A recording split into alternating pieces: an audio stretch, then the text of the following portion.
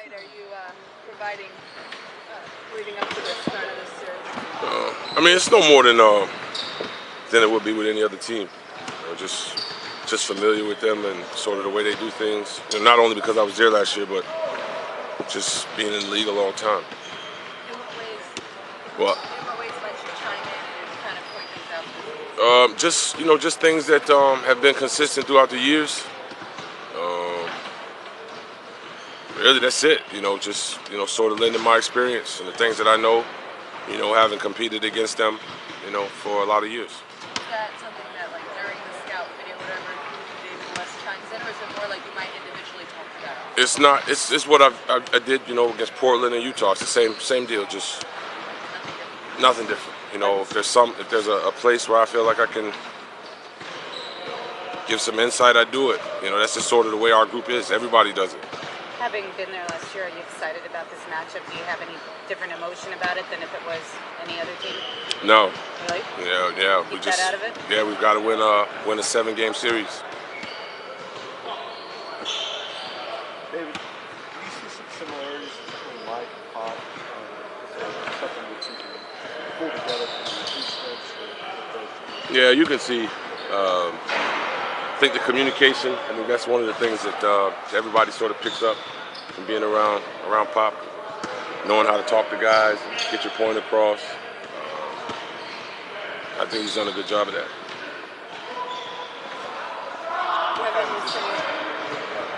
Kevin was saying yesterday, it doesn't really matter who they have on the floor. They're dangerous and will try to establish their tempo, right, whatever that might be. What's your take on it? Yes, it's a system. It's a strong system. They're able to plug guys in and out because the system is so strong. Just got to be prepared, deal with the consistency of sort of what they do defensively, the ball movement, offensively, obviously, and being able to contain their scores. What's the difference in systems and philosophies between these two organizations that have been really successful? Pop wants to play big. Still tries to work inside. Obviously this group is perimeter oriented, speed oriented. So it's going to be a pace thing. Who can control the pace? Obviously who executes better in key moments of the game. How does that culturally, like, between these two organizations? How cool you get to be in two organizations, one that's historically their culture is very healthy, and the Warriors now new, their culture is being talked about possibly. I mean, just other than the freedom, it's high-level people, folks, taking care of your bodies, and, just sort of creating an environment where everybody's strengths are brought to the forefront. I think that's where both organizations are sort of similar, but obviously it's just different philosophies in terms of style of play and approach. What does freedom? Sorry, what does you mean freedom? Well, I mean, there's a lot of freedom inside this system. Like I said, to play, to your strengths, to bring the best of what you bring out. And I think the Spurs do that to an extent. They try to put their guys in the best possible situation based on their ability. The basics of boxing out, just the basics. Yeah, it's just going to be, that's a detail thing. But in terms of limiting them to one chance on the offensive end. Yeah, if we're defensively, if we're solid, then we'll keep bodies on bodies. But if we get scrambled defensively, that's when they get offensive rebound opportunities. When you don't have great balance, maybe there's not communication on that possession. But it's just going to come down there, just focusing on every shot, hitting them first, making sure we create space. From the outside, we always heard that Marcus Aldridge difficulty at first adjusting to San Antonio system. What exactly was the most difficult thing for him to adjust to it, and do you feel like he's made that adjustment? How do you think he's playing? I mean, he's playing great. Obviously, he's a dynamic scorer. I think just for him, it was just getting comfortable. I don't know if it wasn't necessarily fitting in. He was in Portland for a long time and just sort of setting his ways in Portland. He went through an adjustment period. He's trying to figure out sort of what he had to do, the best possible way to play to be successful in San Antonio. So I think he's done a good job of that. Obviously, he's a load. You just got to make things difficult for him. Would you say looser here or not really? Looser? Yeah. Maybe slightly, because the guys are younger. So I mean, maybe that has something to do with it. Were video sessions with Pop fun and funny as well? Like did he poke fun at guys? Yeah. Yeah. I heard he was funny. Yeah, he is. Mike Brown did say that his time around the Spurs last year, you know, he learned X's and O's, but he also, you referenced communication. He learned just how Pop has continued to evolve with today's NBA player. Have you seen Mike transfer some of that? He just references communication skills. I mean, he's just learned. I think you sort of have to keep pace, you know, and keep up with, I guess, the way young players are evolving and developing. So that's something that Pop has been able to do. And guys who get, those coaches who go in and around and learn that.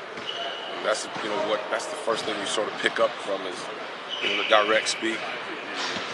There's nothing hidden. Yeah, all the information, everything, everybody's focus and goal is out front. And, anything sort of hidden or your own personal agenda is going to sort of get exposed if you're not bought into the group.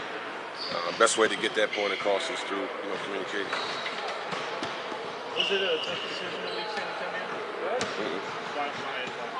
Antonio?